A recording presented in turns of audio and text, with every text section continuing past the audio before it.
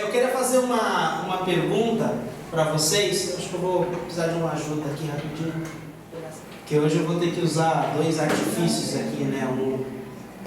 Um computador e um iPad. Vamos ficar meio high-tech aqui hoje, mas vai ser legal.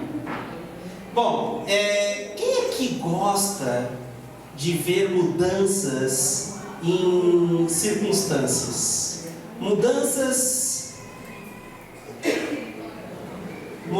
que acontecem em algumas circunstâncias. Por exemplo, imagina a situação assim, vou dar um exemplo. Você está sem trabalho, você está desesperado porque você só vê o dinheiro acabando na sua conta, as contas chegando que não param, né? Seria legal se a conta parasse de vir quando a gente estivesse desempregado, não seria? Seria uma bênção, né? Então assim, e aí vem aquela oportunidade de trabalho que vai mudar a sua vida. Quem adora quando rola essas mudanças? Amém, todos nós, né? Mas quantos de nós se empolgam com mudanças que precisam acontecer dentro de nós? Porque essa é a história do Natal. A história do Natal, ela só é Natal para mim e para você se existe uma mudança que ocorre dentro da minha vida e da sua vida. Muitas vezes a gente fica super empolgados com mudanças externas, coisas que acontecem para nos beneficiar. Mas quando Deus faz algo maravilhoso no meu e no seu coração, acaba manifestando externamente. E você vai acabar tendo essa bênção externa do mesmo jeito. Então o tema da mensagem de hoje é o antes e o depois. E a linha que divide, que marca essa divisão entre o antes e o depois. Nós já vivemos muitas experiências, já experienciamos muitos eventos que a gente não esquece, né? Por exemplo, eu nunca me esqueço no dia que eu fiquei em pé numa prancha de surf pela primeira vez. Foi muito emocionante, eu não me esqueço, mas aquilo não dividiu o mundo. Essa experiência minha não mudou o mundo que a gente vive. Né? Quando recentemente nós vimos o Palmeiras, né, pouco tempo atrás, sendo rebaixado para a segunda divisão, depois voltou para a primeira divisão e por um milagre continua na primeira divisão. São acontecimentos que não mudam. Quando os palmeirenses ficaram, os corintianos ficaram dando risada. Tá, mas quando o Corinthians também ganhou na Libertadores, também não mudou a história do mundo. É um evento que todo corintiano lembra. Mas não mudou a história da humanidade.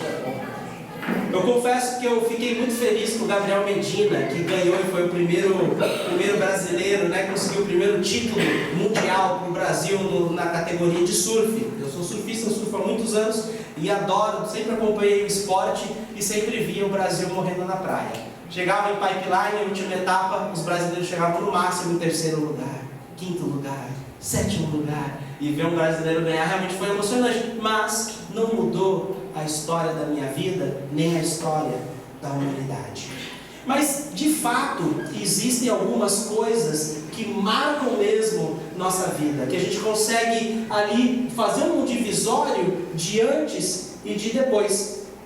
Que tal o casamento? Quem aqui é casado? Levanta a mão. Casamento mudou tua vida?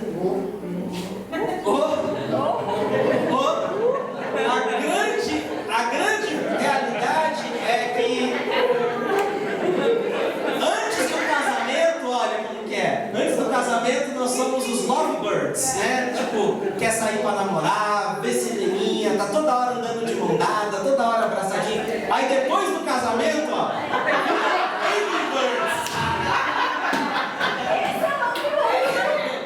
mas você esqueceu de arrumar a cama. Mas o bife não ficou do jeito que eu queria. Mas você não espremeu a pasta de dente como deveria. Você não cumpriu o combinado. Você esqueceu de comprar blá blá blá no mercado. E aí vai, né? Na verdade, isso. Então, casamento marca muito a nossa vida e muda muito. Então assim, casamento também, a gente vê que, olha só, o sofá é um lugar de namorar. Né? Antes do casamento, o sofá, você vê filme, você faz carinho no cabelo da sua namorada, você fala coisas legais, e aí a namorada vira: Clóvis, você tá tão cheiroso, meu amor. Mas depois do casamento, gente, olha só, Clóvis, você soltou um pum de novo, seu corpo. Aqui em 10 anos, mas tem gente que não espera tudo isso, né? Já botou ali, saiu da lua de mel, já começa, né? Já começa a romper os gases, né? Mas, então, tem coisas que acontecem no casamento. Na verdade, antes do casamento também, né? A gente não entende as mulheres. O homem nunca entende a mulher antes do casamento. Não é verdade?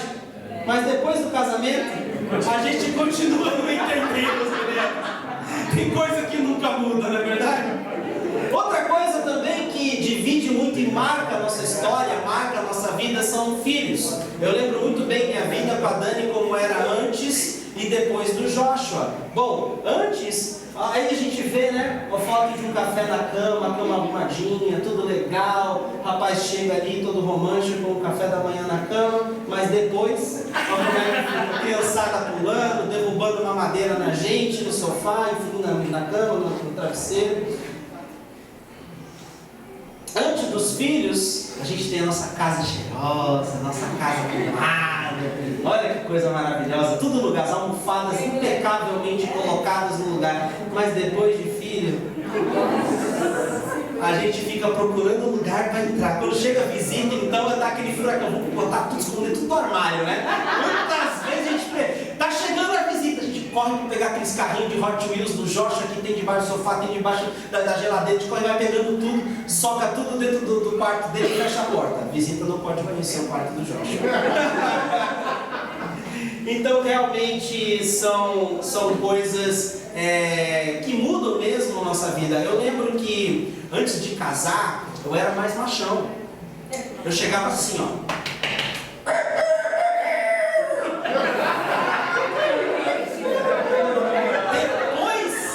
Depois de casar, na frente dos meus amigos eu até faço a pouca, né?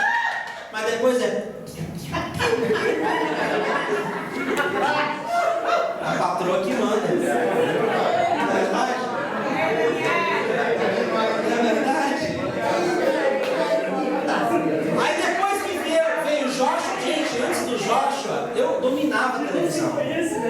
Eu pegava o controle, eu mudava, assistia o programa que eu queria. Agora minha televisão foi possuída.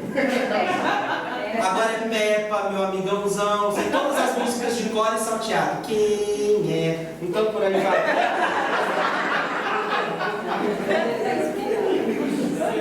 É impressionante, minha TV foi possuída. A gente perde o controle agora fica com papai, quero desenho. Essas são fases que marcam muito e mudam muito a nossa vida. Mas eu quero falar hoje sobre uma pessoa que marca demais a minha, a sua, a história de toda a humanidade, que é Jesus Cristo. Existe um diferencial muito grande do mundo que vivemos, o antes e o depois de Jesus. Logo mais vocês vão entender o porquê que aquela estrela está lá. Essa estrela tem uma chave muito importante, porque ela representa o nascimento de Cristo. Nós vamos ver dentro de alguns minutos a história sobre os 3 magos, que eles seguiam essa estrela, que essa estrela pousou sobre onde Jesus estava. E essa estrela marcou naquela história o início de uma nova era, né? O que a estrela anunciou, a cruz, ela terminou o anúncio, ela selou o que foi anunciado pela estrela. Então nós vemos uma diferença histórica. Antes de Jesus nós vivíamos debaixo da lei que mostrava que nós somos pecadores e nunca somos bons o suficientes. Depois de Jesus nós vivemos num período de graça que não tem nada a ver com o que eu posso performar, mas com o que Jesus fez por mim. Antes de Jesus nós vivíamos em condenação. Nós vivíamos no pecado e hoje nós vivemos numa capacidade de perdoar e receber perdão tremenda. Antes de Jesus nós vivíamos em morte. mas depois de Jesus nós vivemos em vida, e vida eterna, e vida em abundante. Antes de Jesus nós pensávamos em coisas temporais, depois de Jesus nós começamos a pensar em coisas eternas. Antes de Jesus nós éramos o velho homem, e depois de Jesus tudo se faz novo, amém? Amém. Então Jesus de fato é um marco na história da humanidade. Hoje, se você for para qualquer país do mundo e você for assinar um contrato, você vai assinar contrato como se hoje fosse 2014. 2014 o quê? Depois de Cristo. Até quem não acredita em Jesus, até quem não dá a importância, a honra e a glória que lhe é devida, como nós cantamos aqui, precisa reconhecer que esse homem dividiu a história da humanidade. Essa é a mensagem do Natal, e ela só tem poder na minha vida e na sua vida se a gente reconhecer quem realmente Jesus é. Tem gente que compara Jesus a grandes homens, mas Jesus é incomparável. Eu conheci uma pessoa, não, mas Jesus foi tão bom quanto Gandhi. Jesus, na verdade, não foi tão bom quanto Gandhi, porque Jesus realmente ele é incomparável. Ele foi muito além do que todos os outros homens que já passou por essa terra. Não podemos comparar Jesus com o Dalai Lama, não podemos comparar Jesus com Allan Kardec, com Chico Xavier, não tem como comparar Jesus com Maomé, com Buda, com Martin Luther King Jr., com nenhum dos filósofos que existiram, tiveram grandes pensamentos, porque nenhuma criança nasceu como Jesus nasceu. Não houveram mais de 300 palavras proféticas acerca de nenhum outro bebê antes de nascer, além de Jesus. A gente não vê diversas palavras proféticas acerca do nascimento de Buda, acerca do nascimento de Chico Xavier, acerca do nascimento de outros grandes empresários e homens que muitos admiram. Mas Jesus, mais de 300 profecias foram faladas acerca desse homem. E eu quero ler uma delas para vocês. Se você tem sua Bíblia aí, abre lá em Isaías 9. Isaías capítulo 9 diz o seguinte: um dos profetas maiores: o nascimento do príncipe da paz. Contudo, não haverá mais escuridão para os que estavam aflitos. No passado ele humilhou a terra de Zebulon e de Naftali, mas no futuro honrará a Galileia dos gentios, o caminho do mar e junto ao Jordão. O povo que caminhava em trevas viu uma grande luz.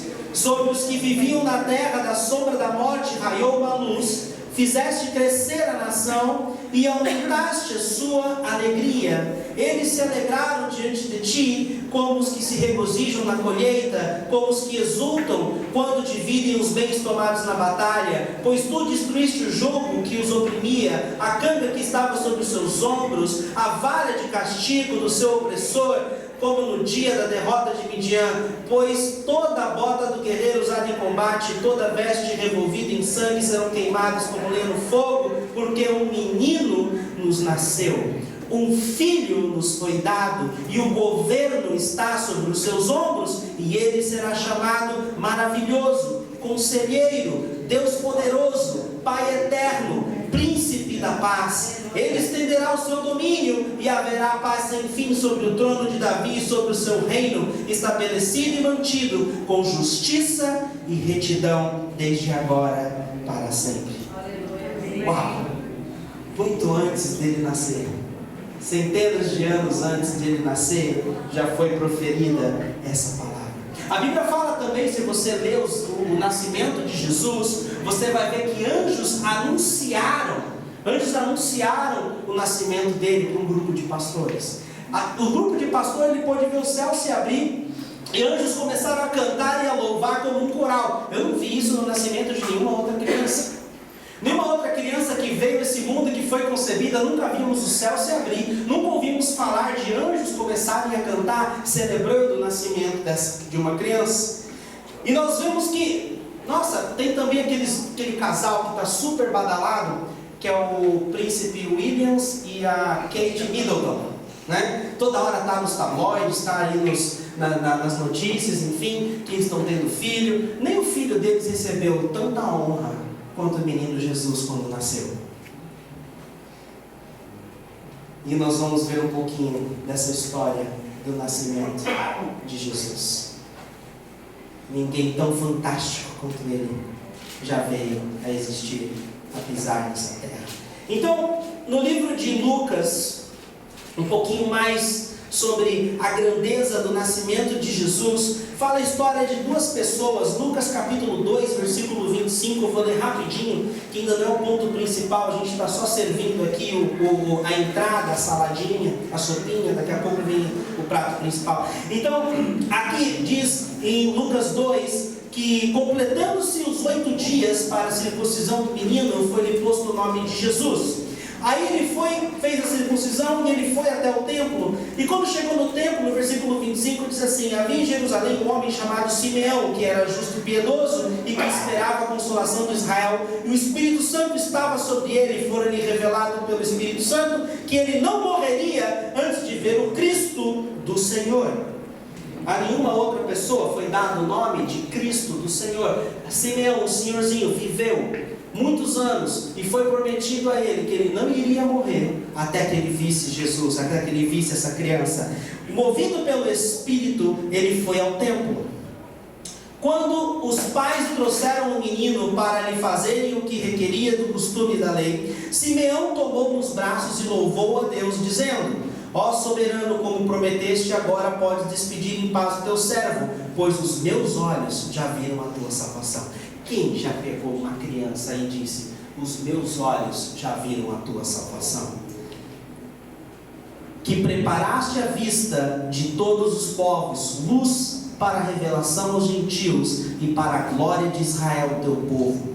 E o pai e a mãe do menino estavam admirados com o que fora dito a respeito dele. Simeão os abençoou e disse a Maria, mãe de Jesus: este menino está destinado a causar a queda e o soerguimento de muitos em Israel, e a ser um sinal de contradição, de modo que o pensamento de muitos corações será revelado. Quanto a você, uma espada atravessará a sua alma. Porque já estava falando que ele iria morrer. Aí vem uma outra mulher, depois de Simeão, uma profetisa chamada Ana, filha de Fanuel, da tribo de Aser. Era muito idosa, ela era viúva. Depois que o marido morreu, ela passou só a adorar a Deus todos os anos, todos os dias na casa de Deus. E quando ela chegou ali, diz aqui no versículo 38, naquele exato momento deu graças a Deus e falava a respeito do menino a todos os que esperavam a redenção de Jerusalém. Eu nunca vi nada igual. Nunca ouvi falar nenhuma história do nascimento de ninguém que já pisou na face da terra com tanta implicação, com tanta peculiaridade, com tantas profecias, com tanta gente envolvida, com o céu se abrindo, com anjos aparecendo, com tanta mobilização. De fato, Jesus é mais do que especial e é incomparável. Amém? Amém. Glória a Deus. Vamos ao texto principal da mensagem de hoje, que está lá em Mateus capítulo 2. Capítulo 2.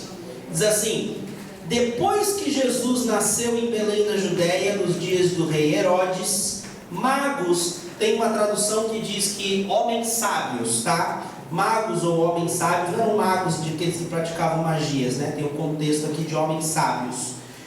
Vindos do Oriente, chegaram a Jerusalém e perguntaram: onde está o recém-nascido rei dos judeus? Vimos a sua estrela no Oriente. Lembra da estrela? Vimos a sua estrela no Oriente e viemos adorá-lo. Quando o rei Herodes ouviu isso, ficou perturbado, e com ele toda Jerusalém. Tendo reunido todos os chefes dos sacerdotes do povo e os mestres da lei, perguntou-lhes onde deveria nascer o Cristo. E eles responderam: em Belém da Judéia. Pois assim escreveu o profeta: mas tu, Belém, da terra de Judá, de forma alguma és a menor entre as principais cidades de Judá, pois de ti virá o líder que, como pastor, conduzirá a Israel, o meu povo. Isso está lá em Miqueias 5:2, mais uma profecia acerca de Jesus. Então Herodes chamou os magos, secretamente informou-se com eles a respeito do tempo exato em que a estrela tinha aparecido. Enviou-os a Belém e disse: vão informar-se com exatidão sobre o menino. Logo que o encontrarem, avisem-me, para que eu também vá adorá-lo. Mentira. O rei Herodes, falando que ia adorar, que nós vimos aqui antes, que ele ficou o quê? Muito perturbado com essa história do rei dos judeus ter nascido em sua terra. Versículo 9. Depois de ouvirem o rei, eles seguiram o seu caminho, e a estrela que tinham visto no oriente foi adiante deles, até que finalmente parou. A estrela parou, e sobre o lugar onde estava o menino. Que legal, essa estrela era como se fosse um GPS, sem você precisar digitar o endereço, porque eles não sabiam o endereço, né? A estrela guiou eles até lá. Quando tornaram a ver a estrela, encheram-se de júbilo. Ao entrarem na casa, viram um menino com Maria, sua mãe, e prostrando-se o adoraram. Então abriram os seus tesouros e lhe deram presentes, ouro, incenso e mirra. E tendo sido advertidos em sonho para não voltarem a Herodes, retornaram à sua terra por outro caminho. Note que quando a gente vê aquele presépio, né, de pessoas chegando lá com Jesus na manjedoura, não são esses 3 magos, tá? Porque Jesus aqui já estava numa casa e ele já devia ter alguns meses de vida, talvez até 1 ano ou mais. Então, primeiro, os anjos apareceram para os pastores fizeram aquela visita na manjedoura, e agora aparece aqui os três sábios, homens sábios, que trouxeram esses presentes para Jesus. E essa historinha nos dá uma ilustração muito boa de 3 tipos de pessoas que a gente tem na nossa sociedade. De 3 tipos de pessoas que encaram o Natal de forma diferente, que encaram não o Natal, a data que a gente celebra, mas o conceito do que o Natal representa. Nós temos aqui, primeiro de tudo, Herodes, né? Nós lemos aqui no versículo 3, que quando o rei Herodes ouviu, né, que o rei dos judeus tinha nascido, ele ficou perturbado. Na verdade, ele se sentiu ameaçado. Naquela época, quem dominava ali aquela região eram os romanos. E o romano tinha o César. E o próprio César escreveu uma frase dizendo assim: é melhor ser um porco de Herodes do que um de seus filhos. O cara tratava melhor o porquinho dele do que os filhos dele. Era um bom rei? Não. Ele chegava a matar pessoas de sua família, como matou 2 de seus filhos, matou a sua mulher, matou a sua sogra, porque se sentia traído por elas ou ameaçado em relação ao seu reinado. Ele também era um rei que tinha fetiche por construções, adorava fazer um monte de coisa. Nosso prefeito da cidade agora, ele também está querendo fazer um monte de ponte, né? Tem ponte para tudo. Agora fizeram uma lá na frente da minha casa, vamos botar um semáforo lá, que até agora eu não entendi o benefício daquilo. Bom, espero que seja bom, mas acho que para mim vai ficar ruim. Mas assim, esse rei queria construir tudo. Toda hora tinha uma obra nova, toda hora tinha uma construção nova. E as pessoas relevavam ele porque a cidade avançava, mas ele era uma pessoa terrível. Então, o rei Herodes, ele ficou perturbado.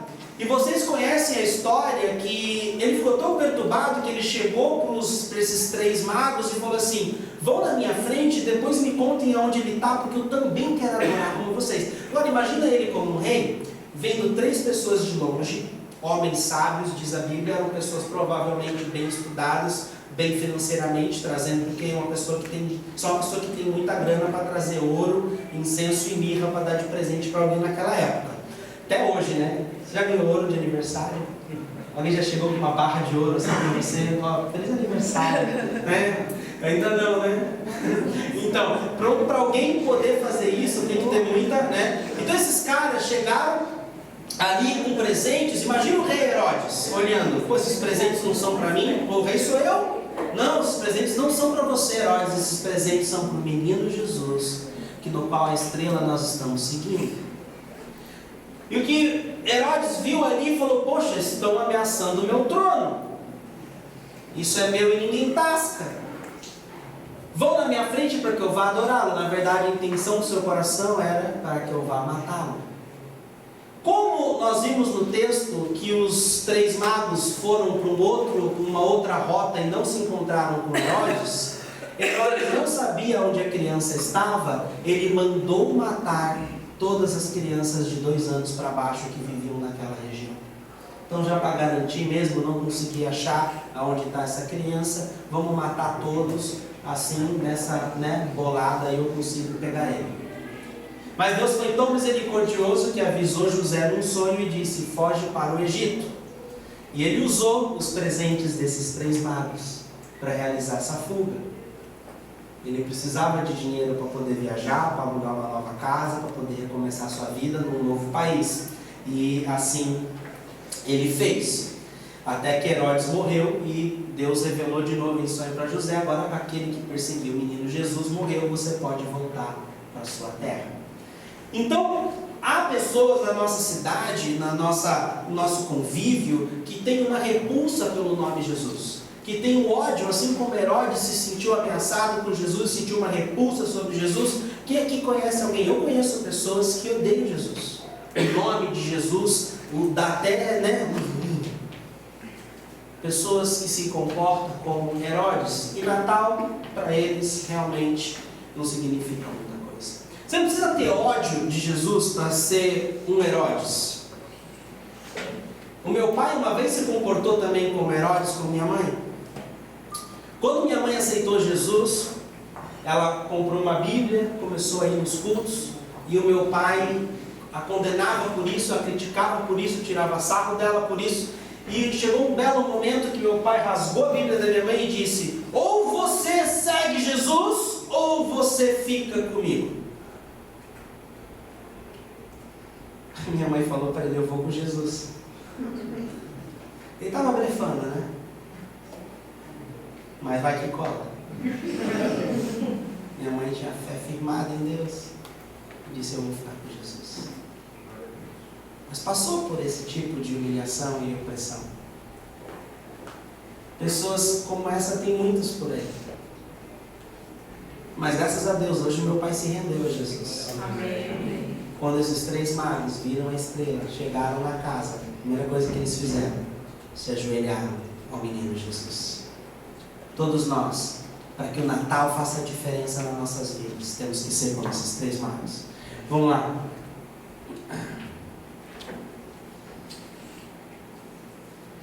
Outro tipo de gente, os sacerdotes. Nós vimos aqui Herodes, logo na sequência no versículo 4, diz que tendo reunido todos os chefes dos sacerdotes do povo e os mestres da lei, perguntou-lhes onde devia de nascer o Cristo. Então nós vemos aqui no versículo 4, os chefes da lei, os chefes dos sacerdotes e os mestres da lei.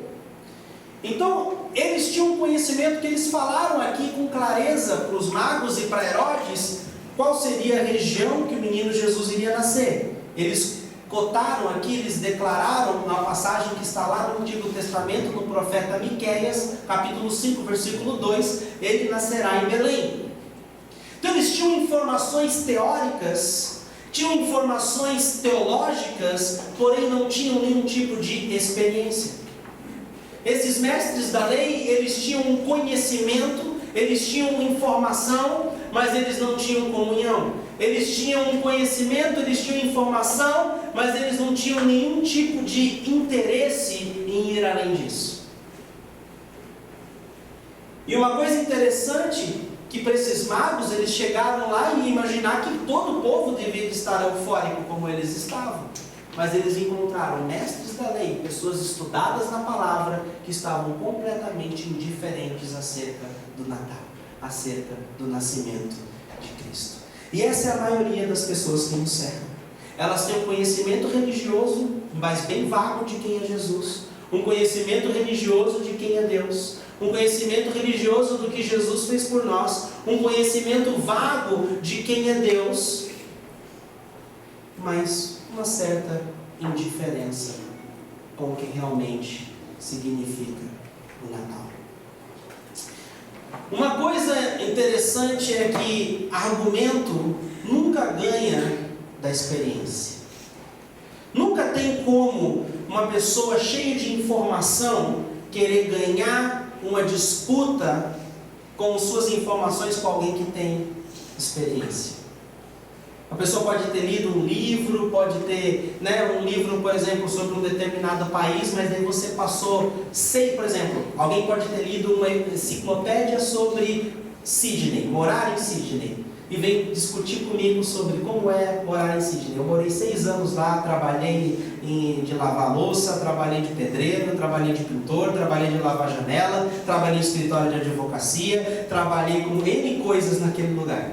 Então a pessoa vem querer falar comigo e disputar comigo e argumentar comigo, sobre morar em Sydney, como que é. E o conhecimento dele é de internet, de livros e fotos. Quem você acha que tem mais bagagem para falar do assunto? Quem vivenciou, né? Quem vivenciou. Então não tema quando alguém cheio de argumento e cheio de coisas queira debater acerca de Jesus, porque você, quando você tem experiência com Ele, ninguém tira elas de você. Amém. Amém? Amém. E você pode defendê-lo com convicção.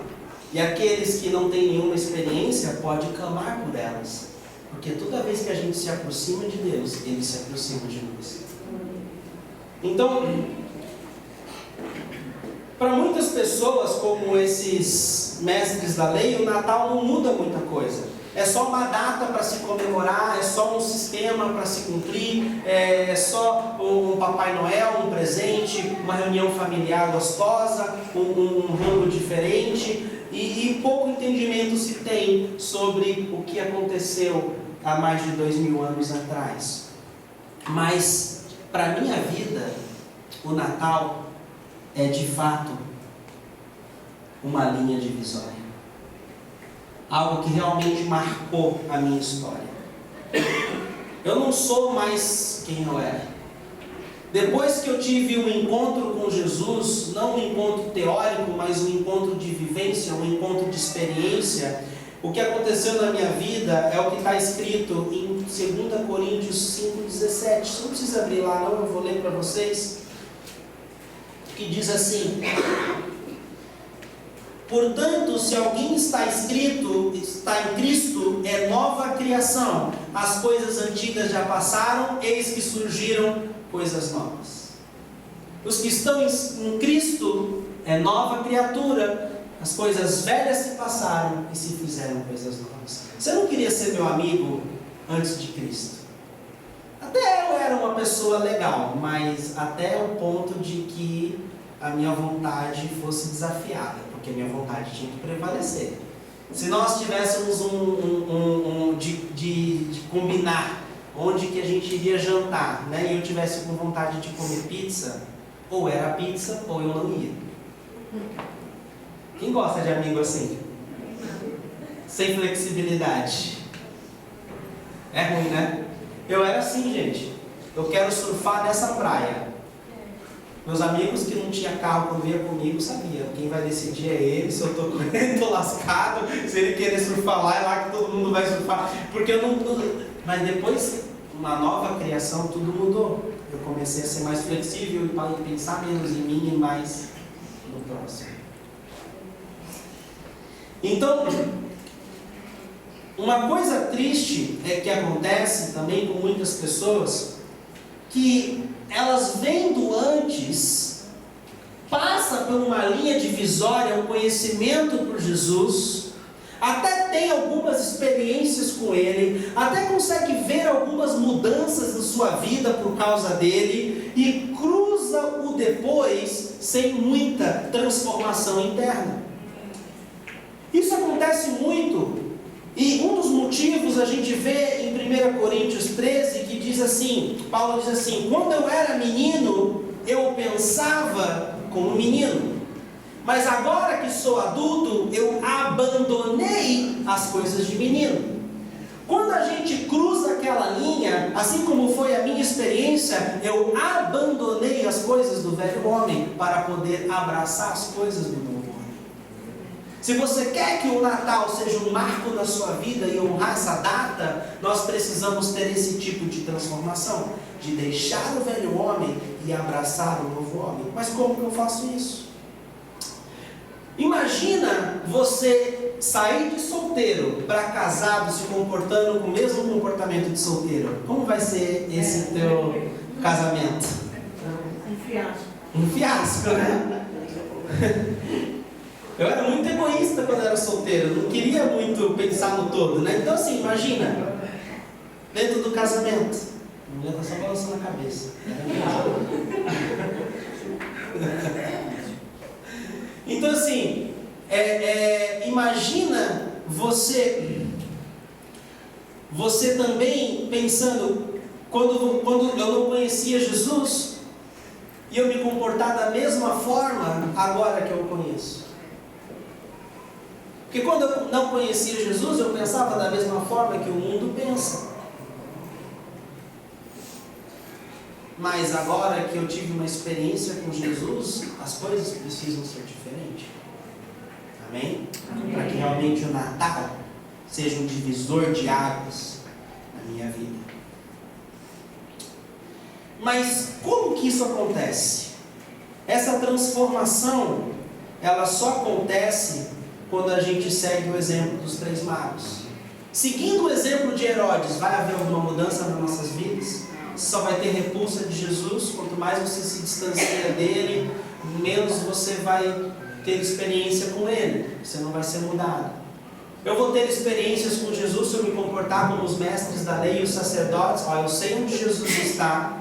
Ele está ali, lá naquela igreja, lá C3, canal 2, Avenida Bernardino de Campos, 127 Baixos, você encontra Jesus lá. Mas eu não vou lá não, mas ele está lá. Vai ter mudança na minha vida? Eu sei o endereço, eu sei onde ele se encontra, eu sei o nome dele, eu sei tudo sobre ele, mas eu não tenho nenhuma experiência com ele. Que triste isso, né? Parece aquela pessoa lá que adora ler cara, sabe tudo sobre a vida dos artistas, do que está escrito lá, mas nunca viu eles. Você vê de longe, passando um monte de segurança assim, tira aquela foto, faz um selfie assim, aí faz uma montagem no Photoshop e mostra, cheguei bem pertinho dele. Patético, né? Mas aí, olha o que aconteceu com os 3 magos. Eles buscaram Jesus, seguiram a estrela e quando acharam a casa onde Jesus estava, eles se curvaram. Eles se curvaram.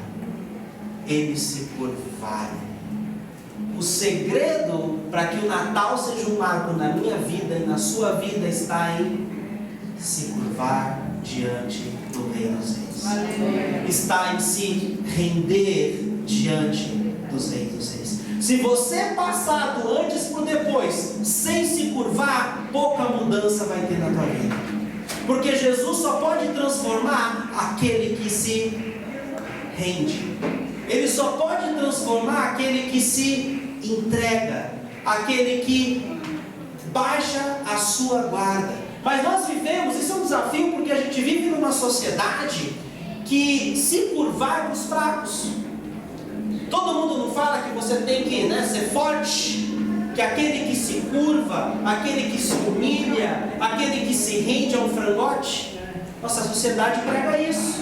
Por isso a dificuldade de haver transformação. A pessoa vem para a igreja, ela se simpatiza com Jesus, ela gosta da palavra, ela se sente bem, mas aquela coisa da sociedade, aquela coisa dos amigos, aquela coisa da família não permite com que ele se curve. Mas aí que está o segredo da transformação para a sua vida, está em si curvar. Saiba de uma coisa, que se você não se curvar para Deus, não se dobrar a Jesus, não se render a Ele, você vai se curvar a outra coisa? Quantas pessoas se curvam para o dinheiro? Mas se curvar para o dinheiro não tem problema nenhum. A sociedade aplaude. Você trabalha, só pensa em trabalho, só pensa em escalar a carreira, a escada corporativa, todo mundo vai achar lindo e maravilhoso. Agora, se você se curva para a balada, para o sucesso, para o pecado, todo tipo de coisa, não tem problema nenhum. Mas vai se curvar para Jesus, todo mundo vai começar. Os fracos. A Bíblia conta inúmeras pessoas que se curvaram a Deus e tiveram extremo sucesso. Davi foi um dos maiores reis que já existiu na face da terra, um dos maiores governantes, e ele se curvava diante de Deus. Salomão, o homem mais rico que já se pisou nessa terra, se curvava diante de Deus. Inúmeros profetas, Elias, Eliseu, que realizavam grandes milagres como ressuscitar mortos, se curvavam diante de Deus. Um homem chamado Daniel, ele entrava no seu quarto e se curvava 3 vezes por dia, e em reverência a Deus. Ele foi um cara que se tornou governador da Babilônia, e ele ficou em alto calão ali na sociedade, em posição de influência durante 4 reinados. Passaram-se 4 reis e Daniel continuou no topo, porque ele se curvava a Deus. Nós só temos a ganhar quando a gente se curva a Jesus. O livro de Provérbios, escrito pelo rei Salomão, tem um recadinho para nós. Provérbios 3,7 diz assim: não sejam sábios aos seus próprios olhos, temam o Senhor e evitem o mal. Não sejam sábios aos seus próprios olhos. Quando o homem é sábio aos seus próprios olhos, ele vai querer se curvar a Jesus? De forma alguma, porque ele vai achar que ele tem todas as respostas. E a gente vê uma coisa muito interessante. Eu estava sapeando na televisão um dia desses, e eles estavam passando um programa, uma reportagem sobre a banição da leitura e estudo da palavra de Deus e oração dentro das escolas nos Estados Unidos. E um pai deu uma entrevista falando assim: nossos filhos sabem o que é melhor para eles. Nós pais sabemos o que é melhor para os nossos filhos. Por isso nós votamos contra. Nós temos que de fato banir a leitura da Bíblia, o estudo da Bíblia e a oração dentro das nossas escolas, porque nós temos o direito de fazermos as nossas escolhas. Não seja sábio aos seus próprios olhos. Sabe o que aconteceu nas escolas depois disso? A violência aumentou 700%. O tráfico de drogas e usuários de droga aumentou 400%. O índice de adolescentes com gravidez indesejada aumentou 600%.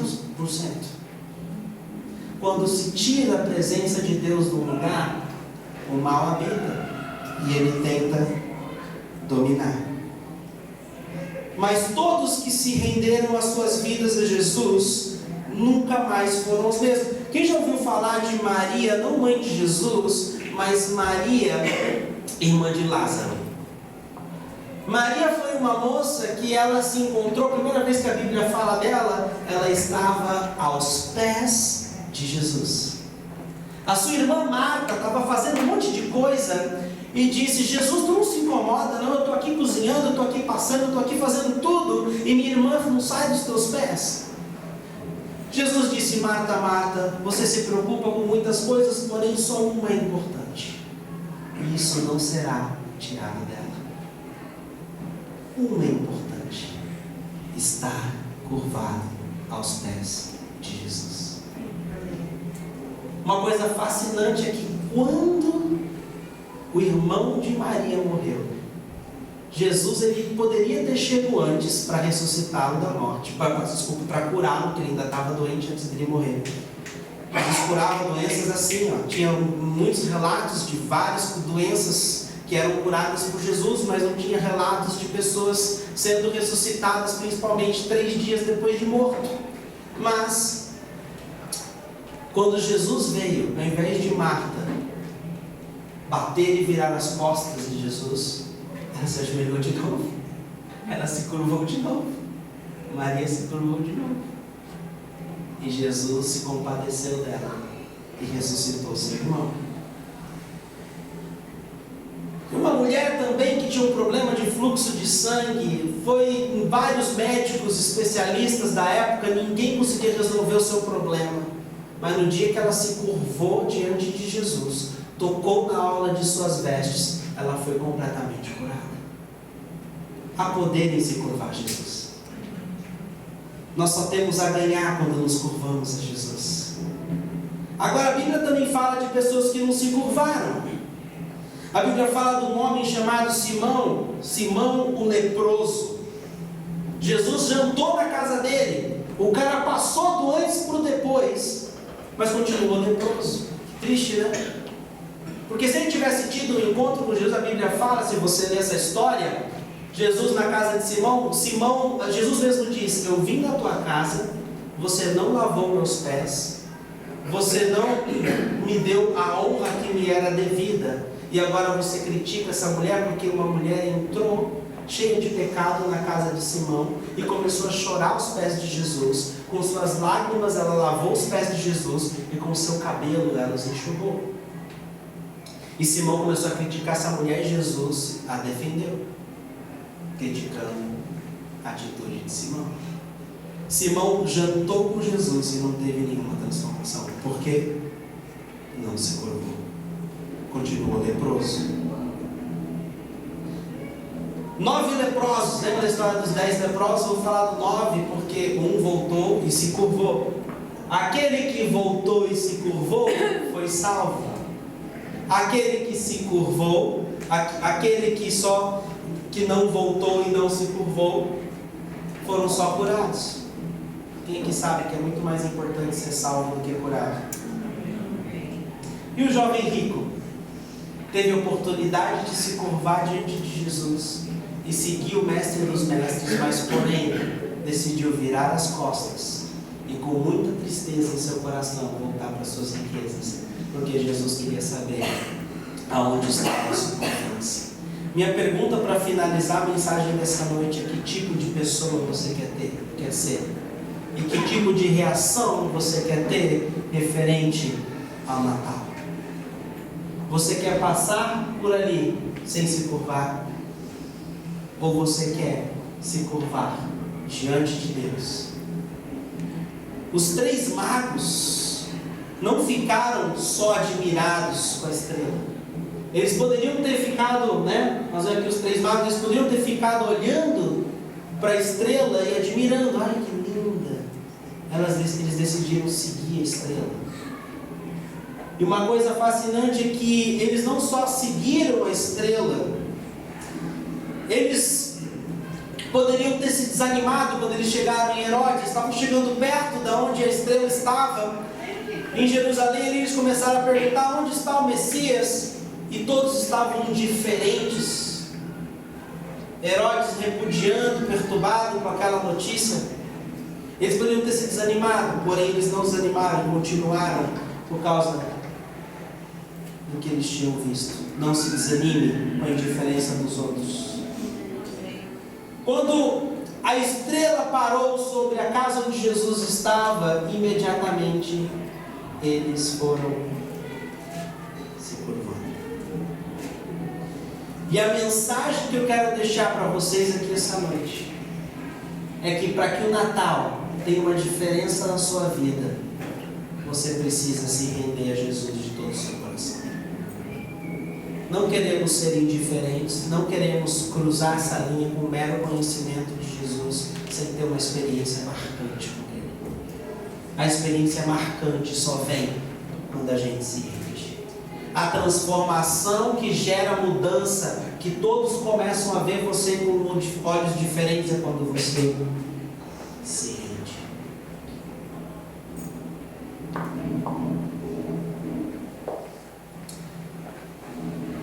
Lucas 2 diz que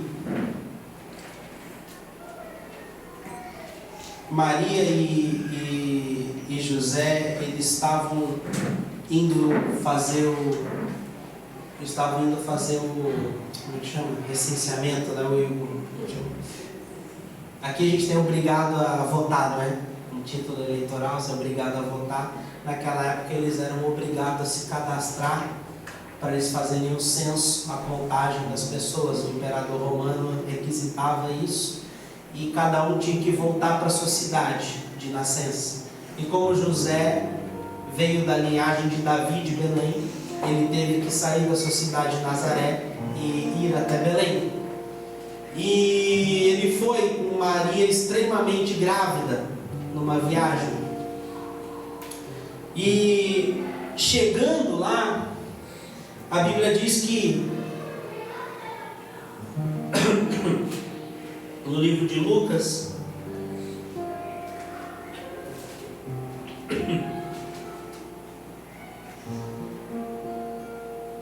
assim, versículo Lucas 2:4, assim José também foi da cidade de Nazaré da Galileia para a Judeia, para Belém, na cidade de Davi, porque pertencia à casa e à linhagem de Davi, e ele foi a fim de alistar-se com Maria, que lhe estava prometida em casamento e esperava um filho. Enquanto estavam lá, chegou o tempo de nascer o bebê. Chegou o tempo de Deus para nascer essa criança. E ela deu à luz ao seu primogênito, envolveu-o num pano e o colocou numa manjedoura. Por que ela colocou numa manjedoura? Porque Maria e José tiveram que colocar Jesus numa manjedoura? Qual mãe, qual pai que deseja realizar um parto e colocar o seu filho numa manjedoura, num estábulo, num local onde quem já visitou fazenda aqui, sabe o cheiro que é aquele lugar? Sabe quantas bactérias, micróbios há naquele lugar? Colocar naquele cocheiro ali, onde os cavalos bebem água, onde os bois ficam lá comendo e se alimentando. Botar uma criança recém-nascida ali. Não foi escolha deles.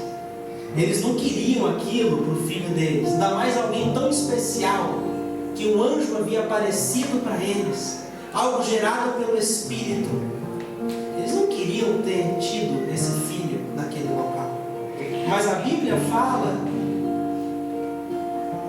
eles colocaram o bebê numa manjedoura, porque não havia lugar para eles na hospedaria.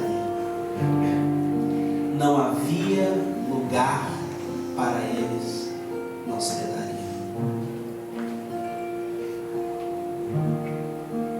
Minha pergunta para você hoje à noite é: há lugar no seu coração para Jesus?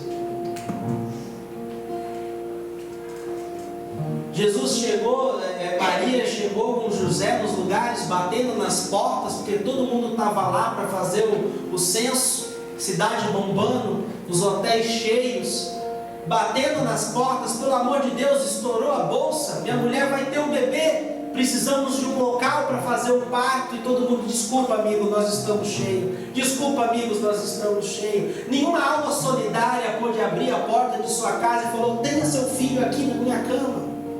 Com certeza, se alguma pessoa tivesse feito isso, seu nome estaria escrito na Bíblia.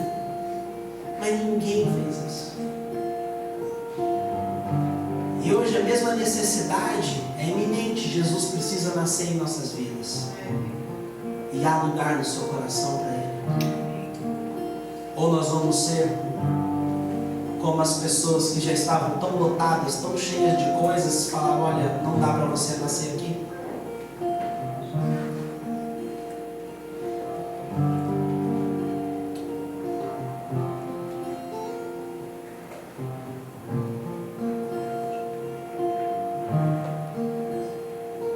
Estamos terminando. Mas o que me fascina nessa história é que o antes e o depois de Jesus é muito fascinante. A lei, ela fala olho por olho e dente por dente.